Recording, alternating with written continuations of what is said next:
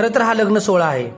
कोणताही मंडप नाही, ढोल ताशाचा गजर नाही, मोठा सोहळा नाही, फक्त प्रेम, विश्वास आणि एकमेकाप्रती असलेली निष्ठा.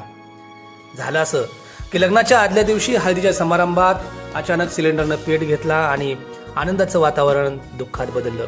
नववधूसह 12 जण भाजले, पण वरानं म्हणजे नवरदेवानं ही साथ सोडली नाही. लग्न फक्त सुखाच्या क्षणासाठी नसतं, तर एकमेकांची सुखदुःखातही साथ देण्याचं एक वचन असतं आणि ते पार पाडण्याचं आश्वासन नव्हे तर प्रत्यक्ष वचन नवरदेवाने या ठिकाणी दिलं.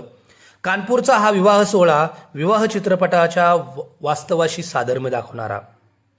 रुग्णालयाच्या बर्न वॉर्डमध्ये हा विवाह सोहळा काल पार पडला. आनंदाच्या वातावरणात हळदीच्या कार्यक्रमासाठी नातेवाईक आणि मित्रमंडळी जमलेली. अचानक स्वयंपाक सुरू असतानाच गॅस सिलेंडरच्या पाईपमधून गळती झाली. आग भडकली. आग भडकत असतानाच गरम तेलानं भरलेलं भांडं उलटलं. परिस्थिती आणखी गंभीर झाली. नववधूसह 12 जण भाजले. त्यांना तातडीने दवाखान्यात दाखल करण्यात आले. ही सगळं परिस्थिती बघितल्यानंतर नववधू श्वेता मानसिकदृष्ट्या हादरली. उपचारादरम्यान तिनं कुटुंबियांना लग्न पुढे ढकलावं अशी विनंती केली, कारण माझ्यामुळं नवरदेवाला आणि त्याच्या कुटुंबियाला कोणतीही अडचण येऊ नये अशी तिची भावना होती. मात्र ही माहिती मिळाल्यानंतर नवरदेवानं अशाही परिस्थितीत लग्न पुढे ढकलणार नाही, मी तिच्याशीच लग्न करणार अशी भूमिका घेतली आणि त्यानंतर या निर्णयामुळे दोन्ही कुटुंबीय देखील भावूक झाले.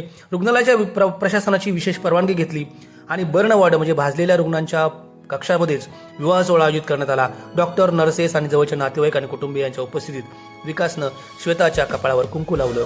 दोघांनी एकमेकाला हार घातला आणि आयुष्यभर साथ देण्याच्या शपथा घेतल्या. रुग्णालयातील हा भावनिक क्षण पाहून अनेकांच्या डोळ्यातही अश्रू तरळले. 2006 मध्ये विवाह चित्रपट हिंदीमध्ये प्रदर्शित झाला होता.